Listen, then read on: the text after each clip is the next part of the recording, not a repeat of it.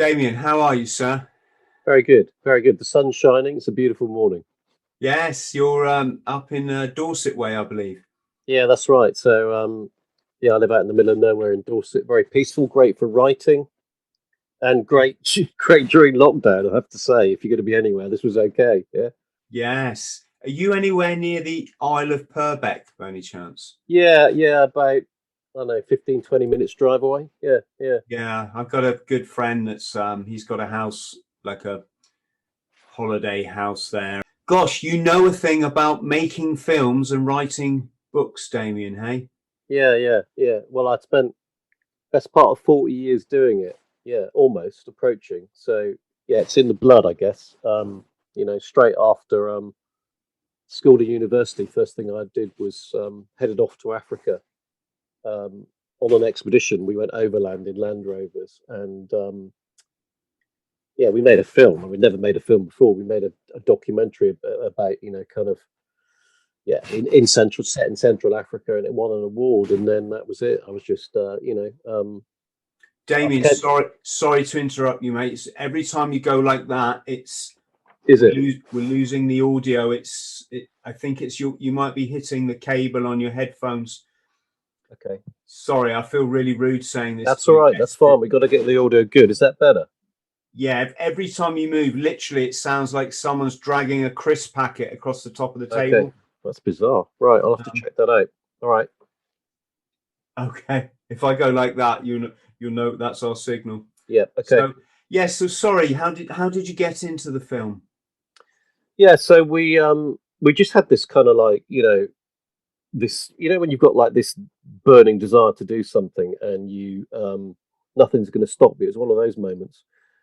We none of us had any experience really at all in doing anything like that, but we set off. We took camera gear and I guess we trained ourselves on the job. We learnt on the job as you sometimes do, and in a way, it kind of gave it a really refreshing perspective because when you're not a professional at doing something, okay, it can be a bit rough and ready around the edges, but it also means that you can come up with some pretty insightful material, yeah, because you don't go with any preconceptions. So we made this documentary, and as I say, we won the Wild Screen Award, which BBC World Wildlife Fund Wild Screen Award. So it's about kind of films about wildlife and the environment, and it's a pretty prestigious thing to have got. So that was like a lift off massively into that world. And then next thing I did was I headed off into a war zone. In fact, it was in Asia, and again,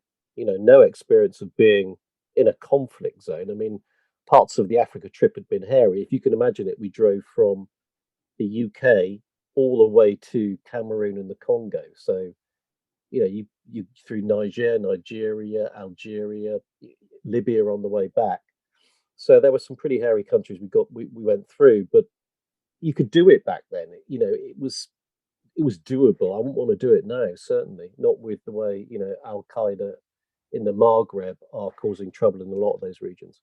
So after that, as I say, we went to Asia with a sound recordist friend of mine. Neither of us had any experience in war zones, and we basically embedded ourselves with the rebels stroke freedom fighters in Burma for best part of a year, and made another film. And again, that ended up on Channel 4, and that won another BBC award. So kind of really, sometimes if you're going to forge a path in a career that you really want to do, sometimes you've just got to get out there and do it and take the risks that are associated with it.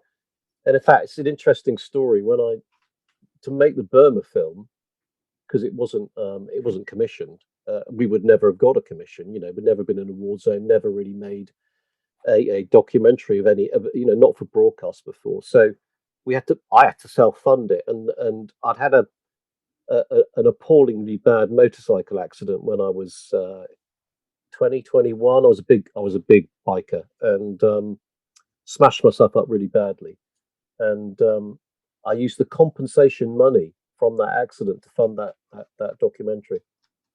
Wow. And have the Burma documentary. What's the name of the freedom fighters there? Well, there were any number. The ones we were embedded with the Karen. So these were, Karen, that, yeah. yeah. So these guys fought with the British against the Japanese in World War II. And I'll tell you one of the most memorable things that happened when we were there. We would go into a village, right? And the oldest guy in the village would come out wearing his medals from the war, you know? And these guys who fought with the Chindits, with Wingate's Chindits. You know all about the Chindits, of course. They were, they were akin to the SAS in Burma. These guys did deep behind the lines operations in the Burmese jungles. Basically, a few British soldiers and officers with, you know, hundreds and hundreds of Karenni, Chin Kachin rebels, or sorry, tribal fighters fighting with them against the Japanese. Extraordinary stories, and these guys, old guys would come out of their huts, bamboo huts on stilts, with their medals, saying, "Yes, we were part of the Chindits." And at the time, we're not taught this stuff at schools. I had no idea, and I was absolutely, I was absolutely riveted by these guys' stories. Not what we went there for, but that's the extraordinary thing about when you go to some of these places, you end up coming across stories that are remarkable, and you uncover stuff that you had no idea was there. And that was savage fighting, wasn't it? I mean, there was the expression "no prisoners." I'm guessing that would apply to conflict in Burma, would it not? Yeah, obviously, in World War II, when the Japanese were there, it was some of the worst, some of the stories that stories of guys, British soldiers going and having to, burn the Japanese bodies, the dead, with flamethrowers because the smell of the decomposition of the body was unbearable. Really, some of the stories from the Burma theatre are some of the darkest of World War II. And then you fast track to the modern day. Of course, the country's now at peace, but when we were there was a brutal and bitter civil war going on, and the kind of things that happened there were shocking in the extreme. And we filmed a lot of that stuff. I mean, at one stage, we were embedded, as I say, with about 100 of the Karen fighters, and the Burmese military junta sent in several hundred, thousands of troops to track us down because they heard there were these, British filmmakers there, trying to expose what they were up to. And that was it's pretty that was pretty that was pretty heavy. And in that process, we witnessed and filmed the kind of awful abuses that that were perpetrated largely on the civilians, men, women, and children. People who shouldn't be the targets of war, but they were there, and they very often are, as you know, in the world today. Yes, war is not a pleasant thing at all, is it? And we're suffering the after effects of two conflicts now with this epidemic of veterans' suicides. You're absolutely right. How many times have I had, veterans here in my study with me telling me their stories, and I'll be honest with you, crying their hearts out, and I know they've got PTSD, and they know they've got PTSD. They might, one guy in particular, I remember, we wrote a fantastic book together, and absolutely, I won't say who it is because it's probably not fair, but we wrote a really, really brilliant, cracking, riveting tale from Afghanistan. And, he was on the edge when we were talking about the story. And since the publication of the book, he became very difficult to deal with.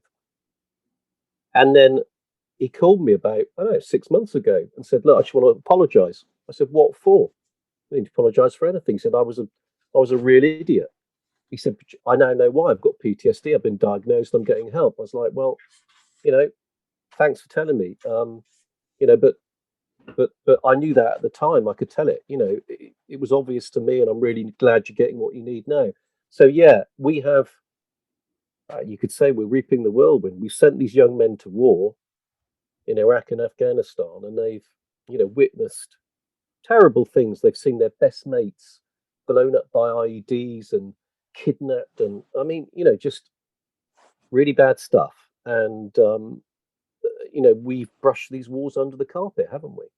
It's not like fighting in World War II. You came back from World War II and you were rightly heroes, and we celebrated a momentous victory on behalf of freedom and the civilized world. But the wars in Afghanistan and Iraq, we're kind of like, well, they're a bit of an embarrassment. We'll just forget they ever happened. And how does that make the guys who fought them feel? Yeah, it's a quagmire, it's a quagmire, and well, let's just say people need to be brought to justice, and unfortunately, that's never going to happen. Blair still walks the streets scot-free, responsible for the massacre of what must be over 1 million people, and that's probably a conservative figure. Bush, just got to look at that guy's laugh to see how much respect he holds for not just their servicemen, but ours. That's the worst thing of all, isn't it? When you see and you hear world leaders disrespecting the sacrifice made by servicemen from the World War II through to the present day. I mean, how dare they? Especially when so many of them have never even set foot in a war zone, either as a witness or a combatant. Do you know what I mean? Yeah. I mean, I have. I've been in many war zones and conflict situations, and generally, I've been there with a camera because I was generally a cameraman, alongside guys who are fighting, at the hard end of the conflict, and you share a brotherhood in that situation. But these world leaders who feel they can disrespect the actions and the sacrifice, how many of them have actually been there at the hard end? Because if they had, they wouldn't be like that, would they? Let's be frank about it. No, of course not. But as I say a lot in my podcast, these people are sociopaths. They don't know empathy. They don't know love. They just know the greed of the power that money gets them. Yeah. And they don't make that connection that when they come up with these Mickey Mouse conflicts, that's somebody's son, somebody's brother, somebody's father, which is just the most hideous. I mean, there's veterans committing suicide now that have 3 children. Yeah. What the hell? Yeah. And you can guarantee the next trick they play to come up with another phony conflict, half the veterans will be, and it's like, don't you learn? Yeah, I've got a very good friend who's a former SAS guy, regiment guy, and the thing about all of this stored up trauma, it can hit you at any time. It can hit you 10 years, 15 years later, 20 years later. And this guy is just facing up to it now. He's very open about it. I mean, Phil Campion, you've probably seen him, on social media and things, and he's just facing up to it now. And for him, he's starting to grasp with the issues that his time in service is now bequeathing him 10, 20, 30 years down the line. And it's a brave thing to do. And it's a very brave thing to do, to go out there and speak about it publicly. I've got huge admiration. Here you have this big bear of a macho man, that's how everybody sees him, saying, actually, this has messed me up. So, it's something to really bear in mind. It can hit you at any stage of your life. And when it does, and if it's 10, 20, 30 years down the line, and you can't initially see the connection because it's so far after the events, that's when you need, professional help. Yeah, and I mean, he was in Sierra Leone, wasn't he? And the term child soldier is that's a term for a reason. So your enemy are children. Yeah, I mean, that obviously the SAS went in and did an absolutely fantastic job on Operation Barras. I mean, they were there for a very specific reason. We had, British soldiers been kidnapped by the West Side Boys and the rebels, and they were in grave mortal danger. But doesn't alter the fact that you went into a village, an African village, to all intents and purposes. It was the rebel base, but it's still an African village, and an awful lot of the combatants there are children. And you know the score in Sierra Leone. You know, when the RUF, the Revolutionary United Front, started that civil war, they had no coherent ideology or aim other than spreading utter and total terror. If they had an ideology, it was let's seize the country and rule by terrorizing everybody. And their means of doing so, their signature means, was amputation. So you get long sleeves or short sleeves, they'd ask you. Long sleeves was at the wrist, short sleeves was at the elbow. It'd amputate you, men, women, children, hundreds of thousands of them. And the way they recruited their child soldiers, it's really horrific to speak about. But they would go into a village and they would make the kids, the boys, carry out horrendous atrocities, often against their own family. And then they'd say, right, you can never go back to your village or your family because you've done these terrible things. We are your family. Yeah. The RUF is your only family. And that's, we're talking 13, 12, 13, 14-year-old kids, and they became the rebels' cannon fodder. So, so you had guys like Phil going in and carrying out an incredible mission, but they still went up against, that kind of group of combatants. Tough, really tough. Can I just clarify, Damien, for our friends at home, we're not suggesting if a child comes at you with an AK-47 that they're any less dangerous than an adult. We're not saying that. Absolutely not, of course not. What we're saying is our heroic servicemen and women have to combat that threat. Yeah. Then they've got to come home and live that experience. Absolutely. Just try to imagine it on your mind every waking moment, haunting your dreams. That's right. I mean, I've had guys describe it like this to me. I wake up in the night and I can still see them parading through my room. Those they vanquished. So going in and doing those kind of missions, absolutely the right thing, and rightfully applauded. And I wrote a book about the Sierra Leone mission, Operation Certain Death. It's an incredible story. What we're talking about is the ability to then process and deal with that afterwards, and recognize there may be issues and be open about that and have support structures in place. And what so many guys have told me, Phil included, is that if you do raise it and you're still in the services, and certainly this may not still be the case, but it has been the case historically, several things would fall out of that. One, you'd get the piss taken out of you because you were showing a weakness. But two, probably more importantly, someone would come and say, are you really fit for operational missions now? Because you have a problem here. So you'd be taken off the hard end, which is where everyone wants to be. So, dealing with it and processing it, we need structures, mechanisms need to be in place, genuinely in place in the armed services to deal with it at the time. Yes, of course. I think once you start showing signs of trauma, or they start to come to the surface, because of a lot of us, we joined up with trauma. That was probably a big part of the reason we joined an elite force, is that we were already missing, something in our lives, and we needed that challenge. But when it comes to the surface, I think traditionally the military has been quite quick to get rid of you. Provide some token sort of therapy.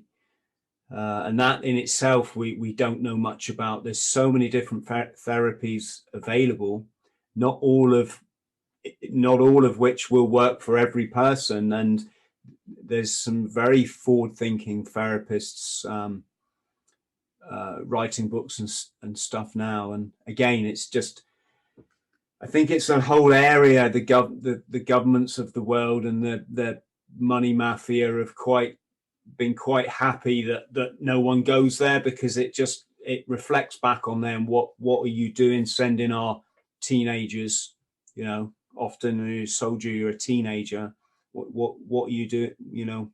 We have a duty of care, don't we? If people are going to sign up and offer to lay down their life for you and I, we have a duty of care not to use them to go and make profit for the oil companies and the bankers and the money mafia, as I call them.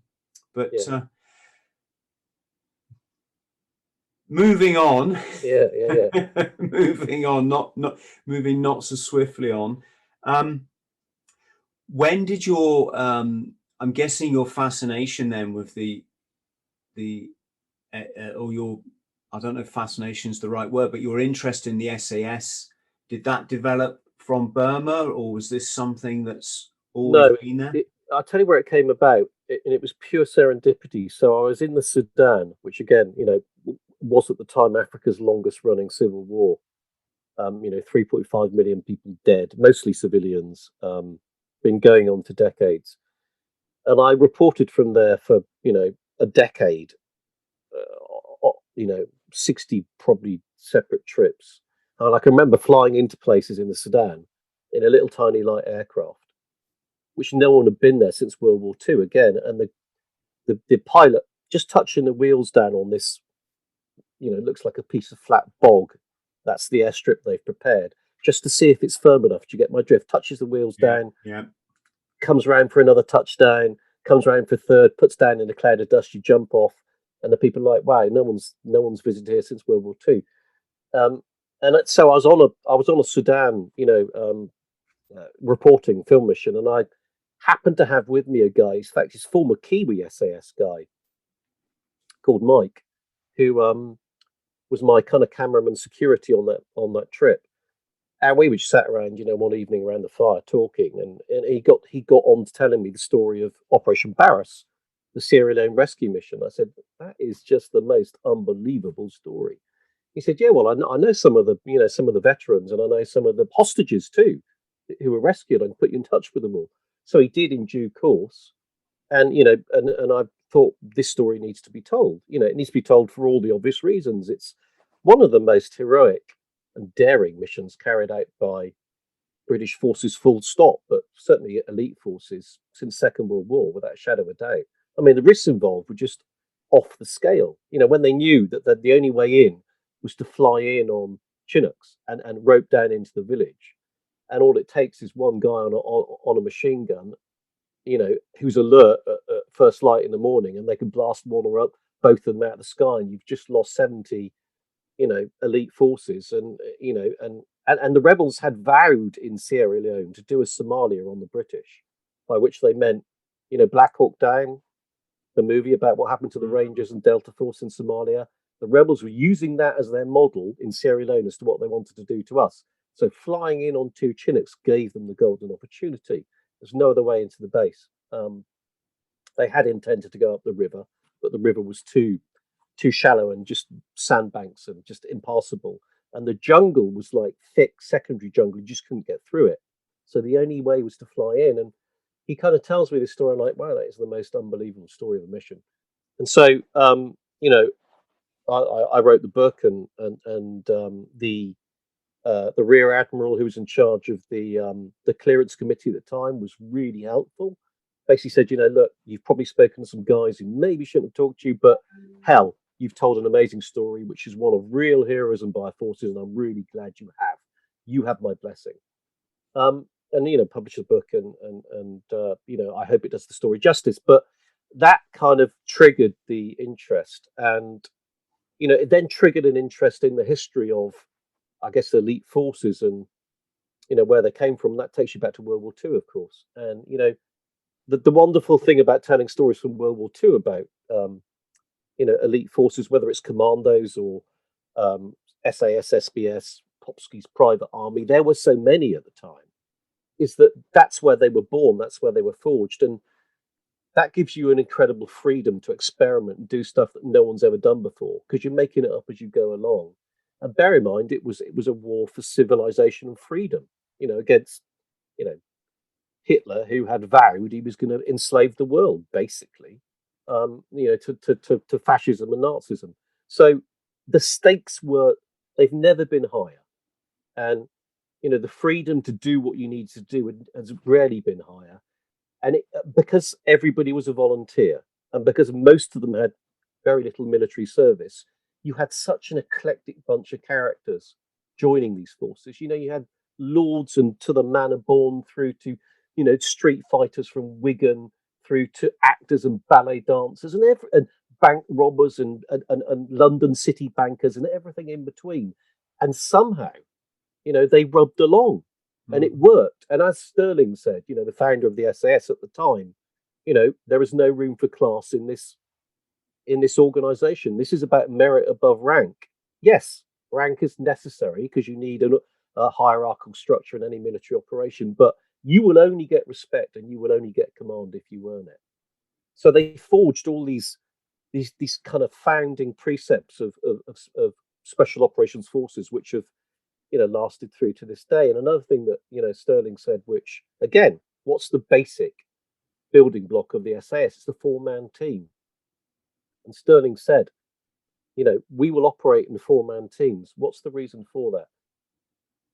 It's several fold. One, you're not particularly noticeable behind the lines because there's only 4 of you. You can hide reasonably easily. Secondly, there's only 4 of you. Think of the bonds forged between you as 4 individuals deep behind the lines on long-running operations.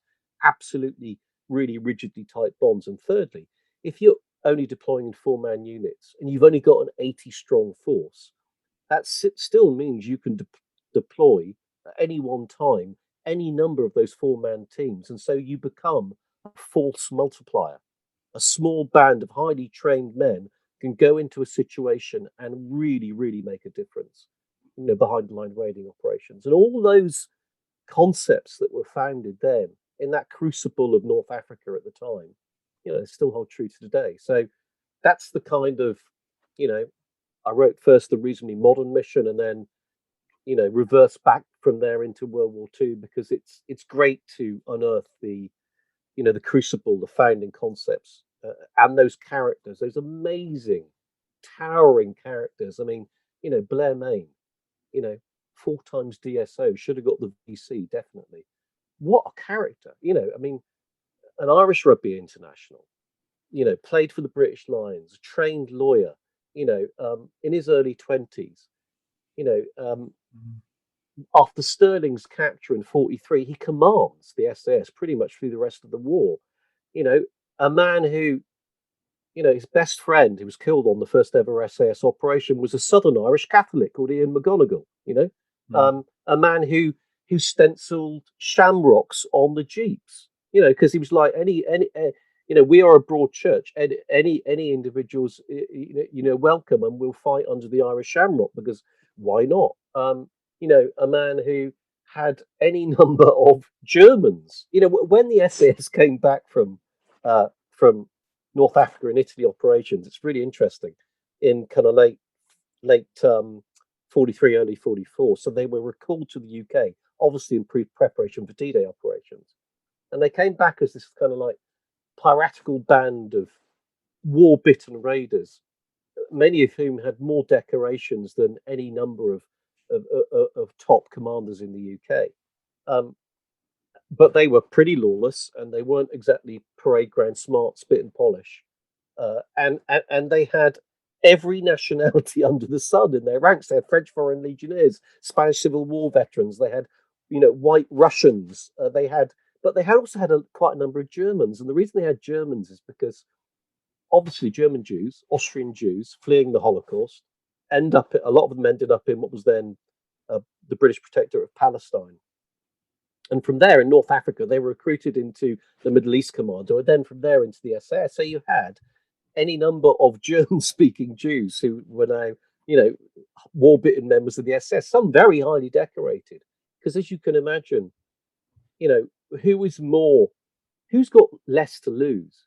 You've seen your family, perish in the concentration camps. A lot of these guys they'd escaped by the skin of their teeth. Your hatred of the Nazi system and the enemy knows no bounds.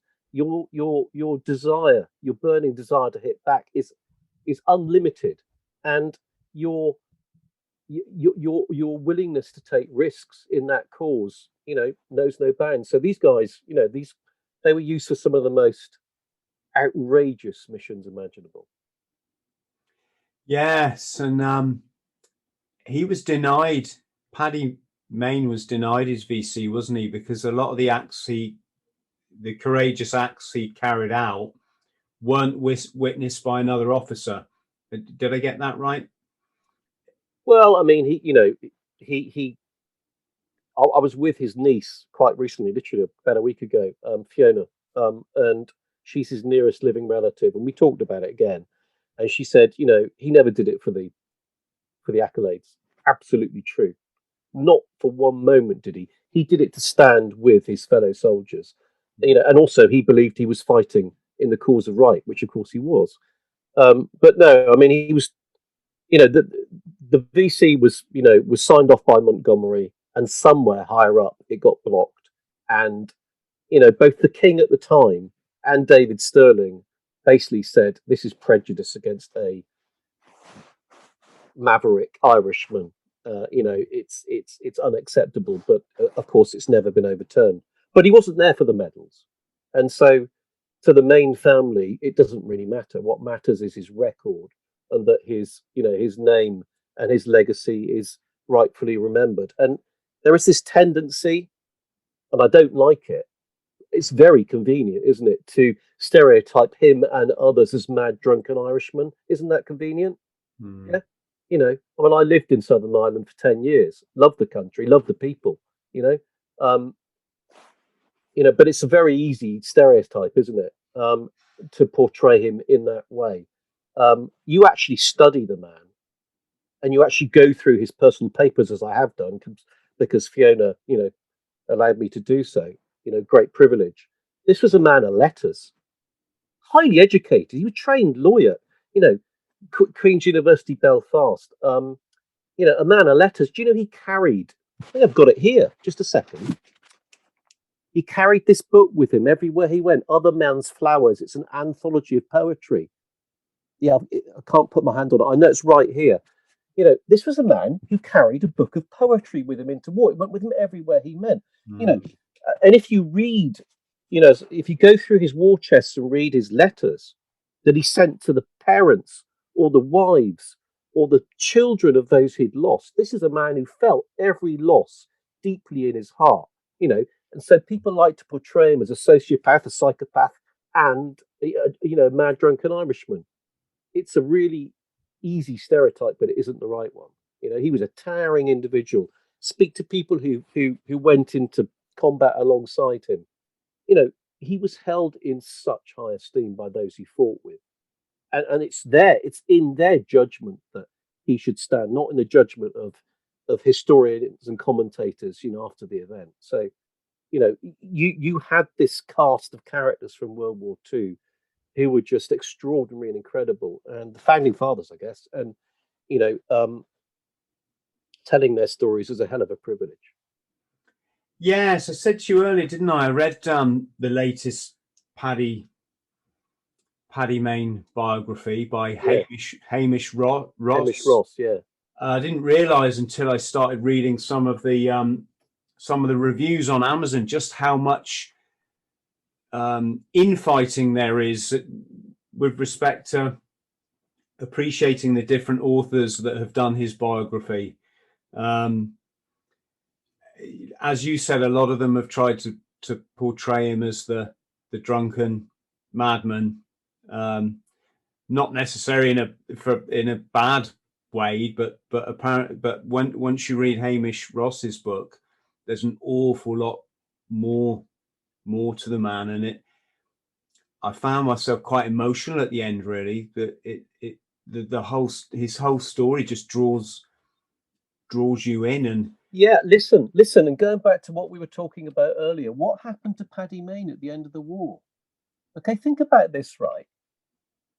You've soldiered for 5 or 6 years, and for most of that time you've been on behind the lines operations, right? Sometimes several a week. Okay, you've seen your friends die in the most horrific ways. You've had to kill lots of the enemy, right? You think of the cumulative trauma of that. Okay, and at the end of the war, what happens to the SAS? October, they're disbanded. because they were never popular, were they? Let's be frank about it. This lawless band of piratical raiders, kept in a steel cage, bought out at the time of war, but not popular in a time of peace, were they? So at the end, by October 45, the SAS is disbanded, formally disbanded, and everyone is ordered to destroy all records and all documents. So what does Paddy Mayne do? Of course, he refuses that order. And it's a brilliant story. He'd stolen, a massive leather-bound book in Germany when they were fighting in Germany, which Hitler had given to the townsfolk of a certain town. It's like Hitler's doomsday book, gives it to his favourite people. Mayne took the book, right, massive leather-bound tome, removed all the pages, and got all the SAS war diaries and records and everything else. And rather than destroying them, he bound them in that book. It was like his answer to everything that had happened, yeah? SAS being disbanded, etc. So he preserved the legacy. And then, of course, he's a man who dies prematurely. I've been to where he died in the late night car crash. He drank too heavily. Look, it's obvious what was going on with the poor guy. This is a man who had really bad trauma after the war. We would diagnose it today as PTSD, obviously, but there was none of that at the time. And so that's the legacy that Mayne all inherited. And it wasn't until, of course, there was the SAS War Crimes Investigation Team that shouldn't have existed because which went on after the war through to 48, of course, which was a complete covert operation because there was no SAS anymore, and that was funded privately from the War Office and all the rest of it. But it wasn't until the late 1940s, early 1950s the SAS was refounded. It was only refounded because suddenly, when it came to like the Malaya emergency in the Malaya jungles, we realised actually we really need these kind of guys because we're going to be fighting unconventional wars, and unconventional wars require special operations forces, and we don't have any anymore because we got rid of them. So they had to refound the SAS in the early 50s, and it's fascinating if you read the history, from then, Malaya and then Oman. It was refounded largely by the World War II veterans. They came back and said, okay, you need us again now. Right, well, we'll step into the breach. So you had all these towering individuals from World War II who then refounded the regiment, the SAS and the SBS, and so it continues to this day. Yes, they had to justify themselves all the way through, didn't they? I mean, that was a big part of reading that biography, is the constant sort of having to prove their worth as a unit within the British military, which is I don't think they had to do that after the Iranian embassy siege. No, they haven't since, which is good. But yeah, you're absolutely right. I mean, look, how did they get founded in the first place? Well, I absolutely believe that we have Churchill to thank for it. If he hadn't backed them all the way from the word go, they'd have never got off the ground because the British military was pretty much stuck in a World War One mindset at the start of the war, let alone a World War Two mindset, let alone a Special Operations Forces mindset. So it took Churchill to say, this is a brilliant idea. I want, thousands of these guys trained. I want no German to be able to sleep soundly in their bed at night. Mm. Yeah, things like that he exhorted these guys to do. And lo and behold, come 43, when the SAS and mainly the SBS are, raiding across the Mediterranean, yeah, German commanders report, the British come and leave like cats in the night. That's how scared they were. It did exactly what it said on the tin. That's exactly what Churchill had asked for. And, as the war progressed, SAS and related units realized that how do you spread terror and insecurity among the ranks of your enemy? Think about it. What do you do? Well, you kill the most senior ranking commanders, because if you do that, every rank below them thinks, well, if that guy's not safe and he's the general or the colonel or the lieutenant, what hope is there for me? And so, on operations, they would literally do things like in Operation Leuthen in the Vosges Mountains, which I read about in the Nazi Hunters. They would park their jeeps hidden in the forest, overlooking the road. They'd wait for a column of 50 vehicles to come along. They'd let all the trucks past, and then 3 staff cars would emerge. They'd wait until the 3 staff cars were in range. They'd shoot the hell out of the staff cars, kill all the occupants, and that would be the shoot. And then the scoot part of the raid would begin, and they'd get the hell out of there because they were there, and they used the phrase to cut the head off the Nazi snake. That's what they did. And it was so successful that Hitler himself, it's fascinating, Hitler viewed British and Allied behind the lines operations, right, as a personal insult to himself and his senior commanders, because he knew this is what we were doing. You know, like I mean, it wasn't an SOE operation, an SAS operation, it was SOE, but it's the same family. So when we sent the team in to assassinate Reinhard Heydrich in Prague, and which was successful, you know, he realized we were targeting their senior ranks for this very reason. So Hitler decided it was personal against him and his top people, and so it became a personal mission of Hitler's to wipe out our behind the lines operators. You know, and he wrote his commando order, which was the murder order that all captured parachutists and commandos, whether in uniform, whether out of uniform, whether, you know, fighting or trying to surrender, will be given no quarter, will only be kept alive for as long as it requires the SS and the Gestapo to interrogate them, and then they will be shot out of hand. You know, that's so that's the effect they had. It personally got to Hitler himself. Yes, and it's very easy when you think of that order to think of these men as robots and killing machines, but at the end of the day, they were just British men, weren't they? Majority from working class backgrounds, majority with, I'm guessing, with family, or obviously all of them had families, but a significant amount had a wife and children at home, and yeah, I mean, you imagine that moment when that operator is executed. Suddenly, all the SAS, the exterior, you know, the valor and that drops away. It's just a British bloke who was trying to do his best for his country, and I bet they, you know, I bet they were brave right up until the last minute, weren't they? Yeah, there were, you know, on Operation Loyton in the Vosges, you know, told in the Nazi Hunter. So 80 parachute in, right? At the end, 31 are missing, and you know, no one knows what's happened to them. But so just one story of one of the fates of the many. So a truckload of these SAS prisoners are taken out by the Gestapo and the SS into the French forest at night to be murdered. They know what's going to happen, right? And one by one, they're marched into the forest, stripped naked, and shot in the back of the head. And the last guy turns to his, turns to his escorts and says, "We were good men."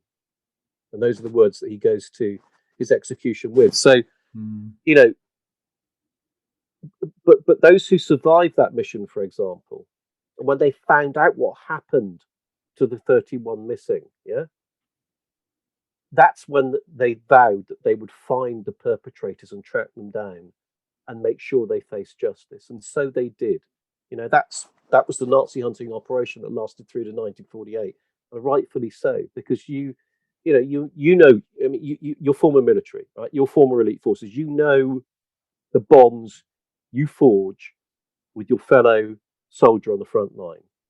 You'll never have friendships like that again. I mean, I experienced it myself. I've not been there as a soldier, but I've been there as a cameraman and a reporter. And you know, if you see and if you know that terrible things have happened to those closest of friends of yours, of course, you're going to do everything you can to seek justice and vengeance. Yes, because regardless of what unit you're from, you're a professional soldier, the same as the enemy is, aren't you? You know, yeah, I guess Geneva Convention went out the window as far as, you know, in World War II, it was when now we're talking about the German side, it was the professional soldiers. So the even the Waffen SS actually, and the Wehrmacht in particular, they abhorred the commando order. Yeah, to them, to take absolute heroes who deployed hundreds of miles behind the lines in tiny numbers and fought them so valiantly, to take them and torture terribly and murder them, it was total anathema. Just one example, again, in the Vogue. So the guy who's tasked with remaining... Can I just say, we got that noise again. Sorry, yeah, it's any time that you move, basically. Sorry. Yeah, I'll try and stay still. So the guy who remained at the base camp in Operation Leuthen when they had to end the mission and infiltrate back through the lines, that they are ambushed and surrounded by the enemy, massive force of enemy troops, and eventually, after a hours-long firefight, they're out of ammunition and they're captured. And the Waffen SS commander comes up to the British commander, a lieutenant, shakes him by the hand and congratulates him on his bravery, And then several weeks down the line, that same group of captives are tortured horribly and then taken out and murdered. And this is not, on the German side, this is not what professional fighting men wanted to do. Hitler says in the commando order, it's the last thing in it, any German commander who disobeys this order will be called before the high command to face the consequences. So Hitler obviously knew that, his fighting men would not want to do this and had to threaten them to make sure it's carried out. Yes. And yeah. So I lost my train of thought. What I did want to mention before I forget, Damien, is David Sterling was in Colditz. That's right. Yeah. Did he try and escape? I'm kind of guessing. Yeah. So Sterling tried any number of escape attempts. That's why he was sent to Colditz. He was sent to Colditz because that was obviously where the bad boys were sent, the serial escapees. So yeah, I mean, he had numerous escape attempts, particularly in Italy when he was held as a prisoner of war there. But, the Germans realised fairly quickly that he was not going to stop doing this. So that's why they sent him to Colditz, which was supposedly escape-proof. Yeah, he had attempted to escape a few times, hadn't he? That's right, yeah. Yes. And was that after the commander? Well, I'm guessing the commando order must have been after that, if obviously they didn't execute him. No, the commando order was authored in 92, right? And several missions provoked it. Early commando, mainly commando operations, actually. But we didn't know about it. I mean, we weren't absolutely certain about it until summer 44, really. I mean, the first intimation we had of the commando order was, two things. First of all, Major Barkworth, who was 2S SAS intelligence officer, was doing radio signals intercepts in Italy, and he was a fluent German speaker, and he picked up a German signal about, the commander order and executing captured parachutists. So he had a hint of it there. And then a British SAS guy called Hughes, who was on a raid in northern Italy, injured very badly, captured,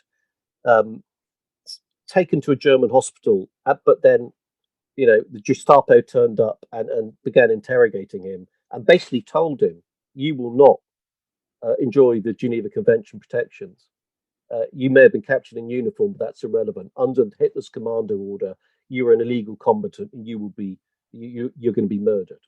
And Hughes didn't know if this was just a Gestapo tactic to try and make him talk, or, if there was such an order. But when he escaped eventually and came back to the UK, of course, he was debriefed by Barkworth at the SAS. So Barkworth put two and two together, the radio, and set now Hughes' eyewitness testimony. Thought, this is looking more and more likely. Of course, eventually they captured an actual written version of the commando order.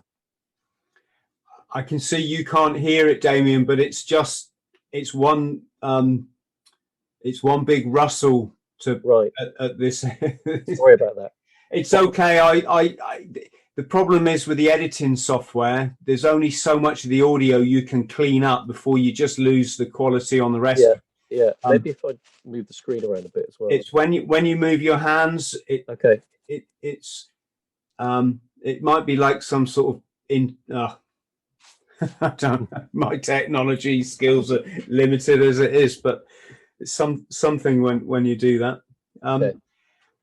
Should we talk about the Gulf? That was because that was when the first wave of books actually written by special forces operatives started to be written, wasn't it? Mm-hmm.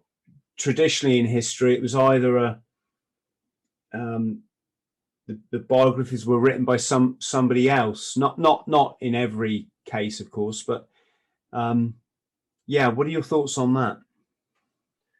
Well, it was so the first Gulf War was when we had the first SAS memoirs, I guess, emerge. You had de Billier's book, and then of course Andy McNab, not his real name, but his first-hand accounts of the Bravo mission, and then all the books that followed, Sabre Squadron and lots of others. And personally, I think that there's been a long tradition of these kind of stories being told by officers. I understand why that's the case. If someone's if they're generally, I'm generalizing here, but generally they've got a higher education level and are perhaps more inclined to writing. But it's great to see the real, authentic voice of the soldier on the ground emerge. That's what I think is, positive about what happened from the Gulf War. And since then, you've heard any number of books, from Iraq and Afghanistan come out by the soldiers at the coalface. And those kind of stories need to be told. Whether they've had help writing it or not is but beside the point. I've co-authored several books by guys who were, in the Iraq and Afghan war, and I work very closely with them. But seeing those voices emerge is only to the good, and it's those stories need to be told by the guys on the ground, who've got their boots on the ground, or are fighting at the hard end of operations for the real nature of the combat that they're involved in and the experiences to come through. And I think they do from those raw, real, soldier stories. And of course, the Middle East, it was back to their roots, wasn't it? It was back to what the SAS were not just founded on, these commando raids in the jeeps, but it was sort of their bread and butter as well, wasn't it? Yeah. So when the SAS went in from the Saudi border and went across into Iraq in the jeeps right early on in the war, if you can remember, and that was to hunt down the Scud missile launchers. Because the Iraqis were lobbing the Scuds into Israel, and the fear was a third world war. So hence the SAS went in Scud hunting. Driving hundreds of miles across the Iraqi desert in open-top jeeps with machine guns bolted onto them, there was very little different from what they'd done in World War II. And that was the buzz in the regiment at the time, that they were going in to basically repeat those epic desert raids of Sterling, Maine, and Jock Lewis and their ilk. And that's basically what they did on the ground in Iraq. I mean, that very little had changed. The technology, the tactics, the procedures. I suppose communications could have been slightly better. They actually failed on multiple occasions. You had helicopters airlifting some of the patrols in, so they were airlifted forward of the front line. But still, basically, it came down to mobility soldiering on the ground in open top Land Rovers and carrying out fire missions from those vehicles. So yeah, absolutely repeating what had been the founding fathers' kind of modus operandi in North Africa in 1942, 1943. And I'm guessing that we're probably seeing the end of these days now, these types of raids for the simple fact technology it's so much more advanced. The enemy's only got to have a drone in the sky with some infrared camera on it, and it puts all the kind of cloak and dagger stuff into room 101.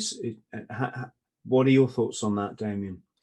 Yeah, I suppose in a sense we are, but then again, perhaps, in a sense we're not, because you have that same technology now being used by those forces to further their own kind of operation. So you've got guys going in now on these kind of missions carrying a little tiny drone with them that they can then send forward to spy on the enemy and inform their own modus operandi on the ground. They're doing a lot of that kind of stuff. So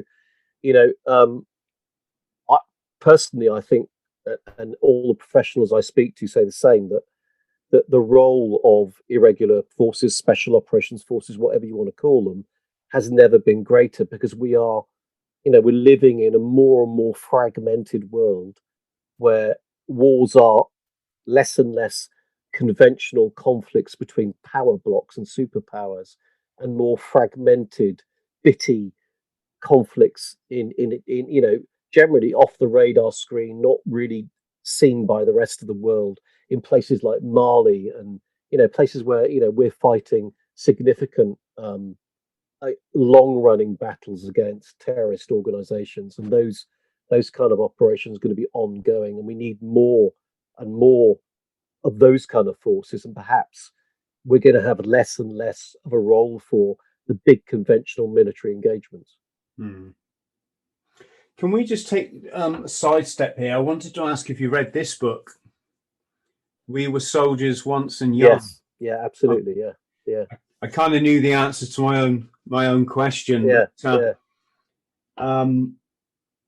Yeah, Written by Hal Moore, Lieutenant General Hal Moore, with the journalist, wasn't it, Joe Galloway? That's right, yeah. Made into a film starring Mel Gibson, which I watched for a second time, funnily enough, because the first time I watched it, I just thought it was some Vietnam film. I didn't know if it was a good one or a second-rate one. Then when I learned, no, it was actually made off the back of this book, and that Hal Moore was an advisor on the film, I went back and watched it again, and my gosh, yeah, considering they have to shrink a story that went on for three or 4 days or so, they had to shrink it into an hour and a half. They did quite a good job. Yeah, absolutely. It's a real craft adapting a book for the screen, whether that's as a TV drama series or as a movie. I've got several of my books being worked on by various film companies. I've even scripted one of them myself, and it is, as you say, you've got to take 100,000, 150,000 words, lots of characters, lots of events, lots of timescales, and truncate them into something which you can either have in an 8-part TV series or a 1.5 hour, 1 hour 45 on the big screen. It's not easy to do, and it, it's when you've got a good war movie, there's nothing better. And so many of them are based upon books, and the reason being that you've got all that research, all that actuality that you can then inform the production process. That's why so many of these great films that you watch, there's a book behind it. That's the joy, actually, of one of the biggest joys I find of doing these kind of stories is you're like a hunter. You're out there bringing in the raw, real story, and then from that, lots of other people build bigger and better. The film or the TV series or the stage play or whatever it might be. Yeah, if you think of the sort of the films that came out post Second World War, the kind of John Wayne type films, they were nothing on what the films are like today, were they? As far as, they were more entertainment, weren't they? Yeah, they were kind of triumphalist entertainment, right? Whereas now we have, absolutely gripping, real, visceral, slices of reality. And maybe that's just the benefit of hindsight and perspective and good scholarly historians writing great accounts which can be adapted. Yeah, because it was Platoon, wasn't it? That was the first sort of movie that cut through cut to the chase about the actual horror. Yeah.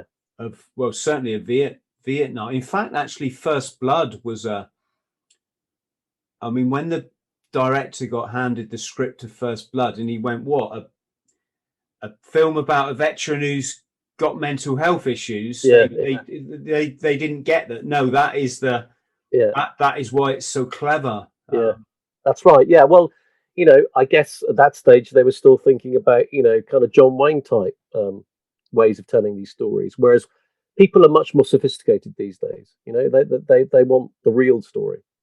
Yes, very much. So, which ones of your books are going, Touchwood, going to be turned into the big screen? So, there's quite a number. So, I wrote the book with Dave Hayhoe. It's all about Trio, about the bomb detection dog in Afghanistan. Dave's the handler that won the Dickin Medal, the Animal Victoria Cross. And that is very, very well, advanced in terms of getting a movie made on it. It's actually got one of the actors from Avatar is writing a script and fronting up the movie. It's being developed out of Australia. I mean, the challenge is finding the dog, because this lovely, wonderful, handsome as hell black Labrador Trio, you've got to find a dog to play Trio. But there are specialist companies who provide animals for movies and for the stage. And then Churchill Secret Warriors, the book I wrote about the earliest days of special forces through to 1944 and the death of Anders Larsson. It's really Larsson, who is the only member of the British SAS ever to win the VC. He was obviously Danish, but he was serving the British SAS. It's really kind of him and his band of raiders. So that's being developed as a 3-part movie series by Jerry Bruckheimer Films and Paramount in the USA. That's got your book's got the iconic photo on the front, hasn't it? It has, yeah. That photo's great. What do you call it? Kaftan or yeah, the headdresses, the kafirs, yeah. Yes, and they've got all the machine guns pointing skyward. Yes, it's great photograph. That, yeah. Yes. I think it's actually an LRDG photograph, strictly speaking, but it's still an iconic image. So yeah, that's very well advanced. And Operation Relentless, the book I wrote about the former SAS guy, 23 SAS veteran, who was headhunted by the DEA to hunt down Victor Bout, who was the world's biggest arms dealer, the Russian former KGB guy. That's being developed by escape artists in the States as a TV drama series. And there's lots of other ones also being, Cobra Gold. He wasn't the guy that Nicolas Cage portrayed in that. Yeah. So Lord of War really is based upon Victor Bout. He's the guy in Lord of War. This is the real Lord of War. This is the story of how the DEA, Drugs Enforcement Agency in America, used a former 23 SAS guy who's got the most amazing story himself, Mike Snow, good friend of mine now, the most brilliant story. It's about how he put together a team to hunt down Victor Bout and bring him to justice. So, as I say, that's been developed by escape artists in the States, and that will be an amazing TV series. It's like, if you can imagine the series Narcos meets The Night Manager, the BBC series, kind of that. That Lord of War, for any one of our younger friends watching, get on YouTube and see if you can find the intro, the opening scene to Lord of War, where the bullet is going from the factory to the gun. It's something like that. It's just one of the best opening sequences, or the well filmed, I should say, to any movie I think you're ever going to see. Yes, I had a question for you then, and it slipped my mind again. What was I going to ask? What was the Operation Barras book? Just so for people listening. It's called Operation Certain Death. Okay. I'm just and there's been any number of attempts to make it into a movie, and it's never really got off the ground. I'd love to see it made. It's just one of the iconic stories that really should be told. It was a British mission through and through, so that's one of the challenges, of course. Bringing money in from America and things like that. There's always a challenge when it's just a British mission, but hell, we should be telling these stories, from a British perspective. Absolutely. So yeah, that's Operation Certain Death. Because film companies again now they seem to have veered away from this completely changing the truth for the sake of Hollywood to actually focusing on the truth and trying to get even the actors when they're all made up, they look just like the protagonist in the book. Yeah, too right. Absolutely. Yeah. The recent Churchill movie. I mean, that's he looks so like Churchill did, and it's an incredible movie. I've sat down and watched it with my kids, who are one's 12, one's 15, and one's 17, and they were all gripped. What an achievement to actually Darkest Hour. What an achievement to actually get a group of kids like that to sit through a movie about what is basically a middle-aged man. Yeah, that was Gary Oldman, wasn't it? Yeah, that's right. Yeah, you got it. Yeah. Yes. Yeah, I heard lots of conflicting stories about Churchill. Probably best kept for another day. He was certainly was an interesting character. He's a controversial character. He's nowhere near perfect, but as they say, cometh the hour, cometh the man. At that moment in time in World War II, after Dunkirk, when it was abject defeat on all fronts, and Hitler wanted to cut a deal with us. He didn't want to have to invade Britain. He wanted an armistice, and he wanted to turn his attention to Russia, the Eastern Front. Lebensraum, living space for the German people. That was his aim: defeat of communism. And it would have been so easy to have cut a deal, but Churchill stood firm, and that is, the more you study that moment, and the more you think about what impossible odds he seemingly faced and what he had on his shoulders. That was an incredible stand to have made. Yes.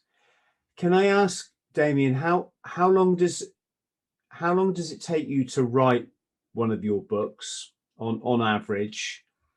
And do you still have the same passion for writing that you did when you were first published? So it takes longer to research than to write. I mean, I'd say it takes probably on average 6 months to research, and then 4 or 5 months to write. Maybe even longer to research, to be honest with you. And if it's a World War II story, for example, it depends how much help you get from the families of those you're portraying. So I've got a new book that comes out on the 29th of October called Sas Band of Brothers. It's a World War II story. It's literally in the aftermath of Dunkirk, a 12-man patrol parachute deep behind the lines to blow up the German armour and stop it getting to the D-Day beaches to drive the Allies back into the sea. And then the story develops from there. It's an absolute it's a wonderful story. And, I almost think it's the best book I've ever written. And I've had so much help from the children, of those involved. So the son of the mission commander, through to cousins, uncles, brothers. It's just been brilliant. And that's helped so much because, that can help short circuit the research you need to do. But in terms of, does the experience become less enjoyable as time goes on? I can honestly say writing that book's been one of the most enjoyable is too soft a word. I'll tell you something. When I'm writing a book like SAS Band of Brothers and I'm in the zone, I'm in the trench, deep in the writing trench, the buzz you get from bringing these stories alive is incredible. Because if you're going to bring the story alive, you've got to become the people you're writing about. Can you imagine that? You've got to live their stories. You've got to get inside their heads and see the world and the war and the capture and the torture and the escape and the vengeance from their perspective. Okay. And get into the emotions of the moment. And so, it's a hell of a roller coaster ride for the writer. So yeah, every time I write, it's like, I don't know, it's like you're jumping off a cliff. And I know when I'm like, I sit down, I'm going to jump off the cliff. I'm going to jump off the cliff, and I'm going to be with these guys on this mission. That's how you bring history alive. And on a lot of levels, it's utterly exhausting, because you can imagine you've got to live that for 5 or 6 months. Mm. But it's, best job in the world. It's not a job. It's a vocation. Yeah. So the only parallel I can draw there is when I wrote 2 books in a fiction series, predominantly set around Cape Verde, which is one of the few places I'd not been. And by the time I'd finished writing it, well, as you go through it, you just sense these places that you're creating and that you're writing about, and you almost felt like I'd been to Cape Verde. There you go. Yes, right, really in the zone. Mm-hmm. And do you have do you write better in the mornings or the evenings or anything like that? Yeah, I mean, my routine is get up very early, so kind of 5:30, at your desk by 6:30 latest, and then right through probably till 3, and then that's when I hit the low point. How do you focus that long, especially in today's era of social media and emails and the like? You've got to be very, very strict with yourself. When I'm writing, I'm divorced from all that stuff. So, after 3 o'clock, I might spend half an hour doing emails, Facebook, Twitter, social media. But when you're writing, you've got to be writing and nothing else.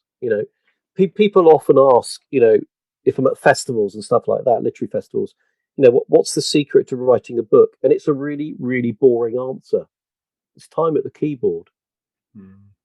That's the truth. It's time at the keyboard and discipline. That is the God's honest truth. You've got to be committed to sit down and put the hours in at the keyboard. It's absolutely vital to do that, especially when you're carrying a cast of characters and, like you said, a group of locations and narratives in your head. Yeah, you've got to keep it there all that time. So you've got to be rigorous.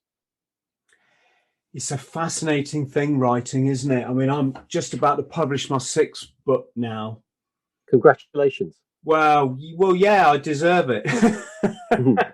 No, seriously, we deserve it, because you must have this a lot. I know I get it. Oh, I'm going to write a book, and you think, no, you're not, because you wouldn't have just said that to me. You'd have been at home writing it, and it is a commitment. It's a belief in yourself. It's a big, you've got to get the can I do this thing out the way right from the start and say, yeah, actually I can, but it's not going to happen unless I sit and commit. So you've got to kind of deal with that self-doubt. And then you've got all the people that tell you that they're going to read your manuscript and tell you if it's good enough. And you're like, no, you're not. It's going to be good enough. Otherwise I'm not going to embarrass myself by publishing something. It can be selective. It can be for a certain audience. But yeah, it is. But isn't it great to have something that if I wake up at 4 a.m, and I just don't want to, I don't feel like I've got to go back to sit, I can get out and put the computer on and start writing. If it's a Sunday afternoon and I'm at a loose end, you can write. It's just a nice thing to be able to, like you said, it's not a job, is it? It's not, but then again, I don't think it's for most people, because let's be frank about it. It's about sitting on your own in a room for days and days on end. And it's a lonely, introspective profession, yeah. And I think it's not for most people, and an awful lot of people think it's, you just write, it's kind of like, well, that's easy, because everybody writes, yeah. Everybody writes letters, or they've written essays at school, but when you've got to commit to spending 6 months writing every day, pretty much. It is not for most people, in my opinion. Yeah, and how do you feel? And this, for anyone listening, this is not literary snobbery or anything like that. It's just that I worked hard. I've got English GCSE, so I had to basically completely teach myself everything. I think I've got a natural ability to write because I've always read books, which I think it just gets in like your DNA or something, right? So when I sit down, I know what the reader needs to read for this book to make them keep turning the page. You just know it, right? But that's not to say I didn't have to learn. The only thing I knew about punctuation was they taught us at school, put a comma when you pause, right? Which is a total load of nonsense. You know, they don't teach you that there's actually, I think, 5 rules for a comma or something. And then once you've learned those rules, then you can work out when you can just ignore them or break them. So yeah, completely self-taught. Then went through the process of getting a publisher, which I was very fortunate. My first book, a publisher phoned me up and said, I heard you're writing a book. Could we publish it? Which was just a dream result. Then the process of working with an editor and subsequently a proofreader, although generally that's done by the same person these days. And yeah, your final product that goes to market is a well-written book. It's got an audience, or otherwise the publisher would have said, sorry. It's punctuated properly, the grammar's correct, it's engaging, it's got a cover which looks like it represents the work, the time and effort that's gone into the book. And then you get your mate Dave, it goes, Chris, I've written a book. I'll buy yours if you buy mine. And you receive this self-published effort that the grammar and punctuation is not just abysmal, it doesn't exist. The idea of a semicolon is not anything like what a semicolon is supposed to be. And again, I'm not saying this is snobbery. I'm all for encouraging people to challenge their boundaries, and in a way it's great that the snobbery maybe is gone, that through platforms like KDP that everybody can have access to write a book. But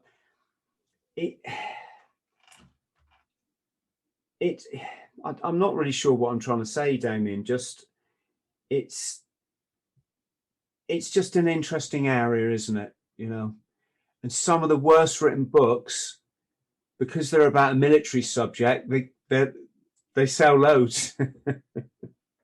Yeah, I mean it's a tough one.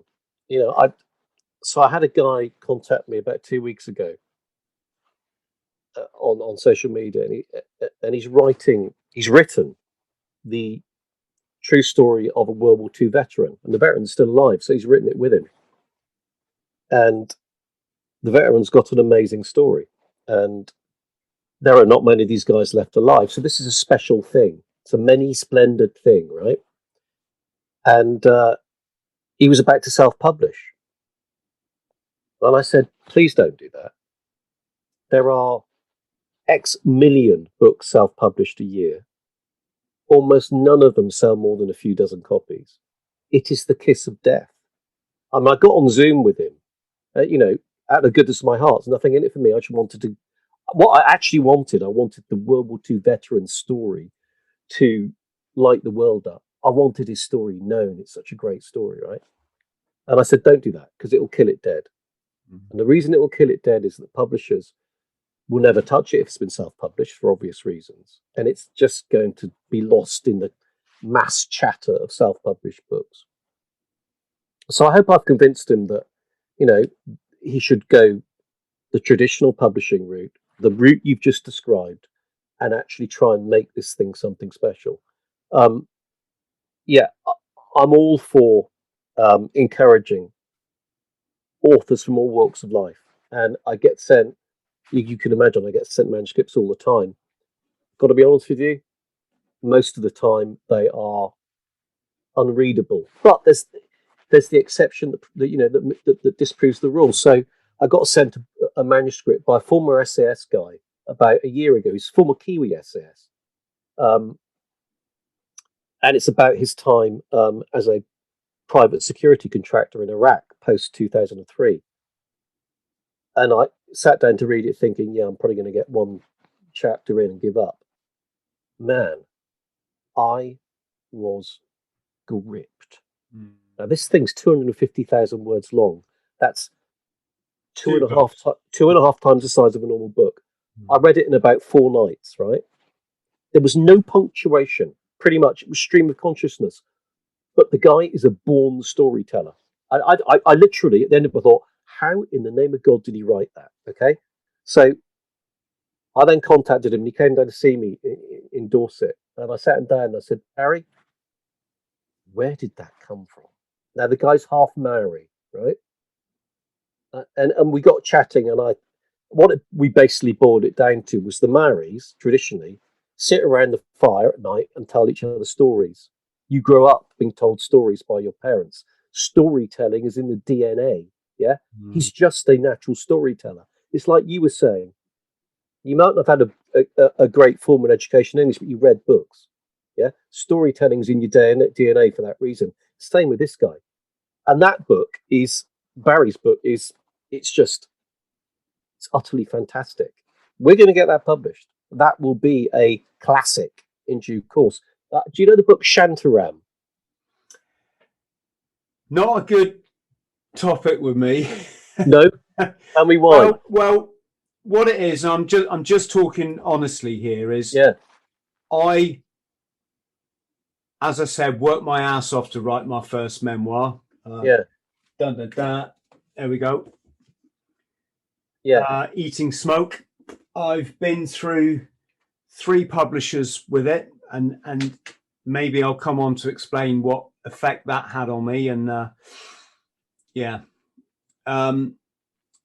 and one thing I did in it was I just told the truth. I didn't mind exposing myself. It's about my drug history and mental illness, and I just happened to be working for the Hong Kong Triads while all this was going on. So it kind of gelled for a bit of a unusual story, let's say, but it's all the truth, right? Yeah. In fact, if you read it, there's nothing in it that you'd go, this couldn't be true. I mean, it's not like I got the girl or anything. That just doesn't happen. Yeah. But one of the things I get the most is, I like your book. You should read Shantaram, which I've actually got over there it's still on my unread list. Yeah. And absolutely no disrespect. I would never disrespect another author. But they did try to publish Shantaram as a memoir. Yes, that's right. Yeah. And then it was called out for being fiction, right? Yeah. And let's just say it's not the only book that's been.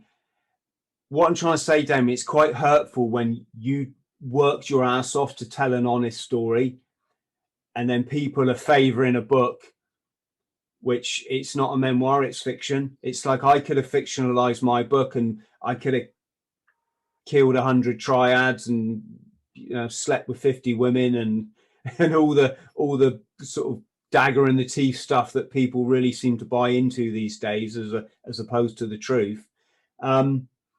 So again, I'm not sad. I don't care. I'm really happy with my writing career, where it's got me. Sorry, I just went off on one. But look. All books should be absolutely upfront about whether they're non-fiction, fiction, or something in between. That needs to be there front and center of the offering from the word go, because the reader needs to know what he's buying. Yeah, couldn't agree more. Especially, if servicemen and women, I should say, but predominantly servicemen in the books I've read are getting killed because their children have got to read that book, and parents have got, and it might be the last knowledge that they have of their loved one. And this is where I think things start to cross lines, can we say? And interesting one. Do you stick with the same publisher now? Do you have a sort of good relationship with one, or do you have to shop around? No, I'm pretty much with my current publisher for now for any number of years, and we've got a great team there, and we've got a great thing going. So it's highly unlikely that I'll be moving from there. I love working with them. They're hugely enthusiastic about the stories, so I'm in a great home, and I'm very lucky to be there, I have to say. Yeah, that's great, because I kind of have to say I got a bit disheartened after my third publisher. To say none of them did any promotion for me whatsoever would be an understatement, right? And okay, I get that is the marketplace now, but to see your hard efforts actually slammed into the gutter by people that are more than happy to take, a cut of the profits, I found it really hard to deal with. It was almost, the way I explain it, it's like carrying a baby for 9 months and then someone just walking into your life going, I'll take that, and they wander off and you can't even say anything, right? So much so that I formed my own publishing company. Mm-hmm. And even though some of my friends are getting like, I won't say any names, but my friend who's recently published an adventure memoir got £80,000 up front. What do you call it? The advance, the advance, of course. Yeah. It's like, for me, you can keep your £80,000. I want my son to have full control of my library. Might not be going in any great directions, but I kind of think it will. I think I've still got I still think my career is yet to take off in lots of respects, really. And I think the podcast is kind of highlighting that. But I was just like, for me, it's not about the money. As long as I can pay my bills, it's about having that control, because it was really painful, I have to say, when you start thinking about taking a contract out on your publisher. Yes, I am joking, but I'm sort of not joking. Do you have obviously, no, I don't want you to slag off your current publisher, but have you had anything like that in the past? Yeah, there are. I've had books orphaned, for example. So it's commissioned by one publisher, then they leave. I've had that happen several times, and there's no interest at the publisher anymore in your book. Not because it's not a great book, but because the guy commissioned it's no longer there. And then you've got to rescue it yourself. You've got to do all the PR yourself. You've got to promote it yourself. That's the vagaries of the industry, and I'm sure it'll happen again. I hope not, but these things happen. Yeah, just the way it is. You get a real feel for the market in the end, don't you, and what the industry is. Again, since Amazon came along, it just changed the landscape so much. I think a lot of people still labor under what you could call the old rules. They think it's going to be sign that contract and they'll be a millionaire. And of course, whenever they say, people write to me and say, Chris, I've published my first book, what do? I say, write 10 more as quick as you can. Yeah. Because if somebody's out there talking about one of your books, you'd far rather they were out there talking about 10 to 10 people who talk to 10 people. And that's very good advice.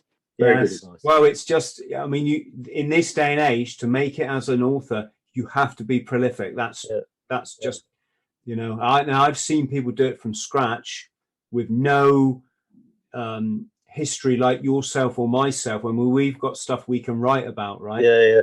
I've seen people come out of uni and say, I want to be an author. They've written their first fiction book. They then made it into a series. You can buy a trilogy on Amazon. Yeah. They've then got their email list building. Then their artwork has just got better and better. And the next thing, I don't know how they do it, because it takes me a year to write a book. But I am very consummate. I want to edit my book. Mm-hmm. I want it. What I mean is, I want it to be that good before it goes to an editor or a proofreader. And these folks they've just done. They just knock out a book every 3 months now, and I've no idea how they do it, but they've oiled their machine, and they've honed their skills, and it's phenomenal. But you really do have to be prolific if you want to pay your bills out of it. If you just want to do it for fun or as a great achievement, I'd recommend that anybody does it, and I think you would as well, Damien, right? Yeah. It's like we say, it's a vacation. It's not a job. So yes, yeah. Well, can I thank you very much? Yeah, thank you. It's been great. It's been a blast. Yes, it's. I mean, your knowledge, your depth of knowledge is phenomenal and very valuable, because these stories will get lost, won't they, if they're not chronicled? You know? Absolutely. Yeah, got to capture them. Yeah, it's something that's good about the podcast, albeit digital. Yeah, absolutely. Couldn't agree more. I get to chat to people like Robin Horsfall and someone who's on the balcony, and these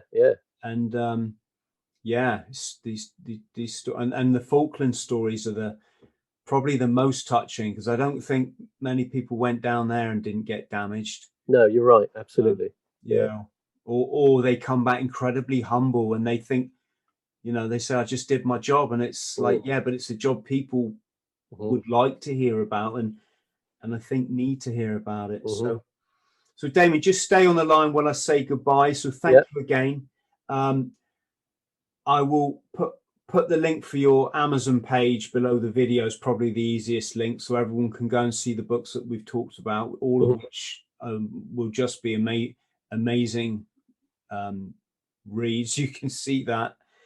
To our friends at home, big love to you all. Please look after yourselves. Thanks for watching another episode of the Bought the T-Shirt podcast. If you could like and subscribe, it will help us to do more. Hello, friend. I hope this finds you well. My name's Chris THRALL. I'm a former Royal Marines Commando, and I fought my way back from chronic trauma and addiction to live, work and travel in 80 countries across all 7 continents, achieving all of my dreams and goals along the way. Now I pass my simple system on to other people, but I can only help you if you like and subscribe. So please do so, because you get one life, and if you live it right, one is enough.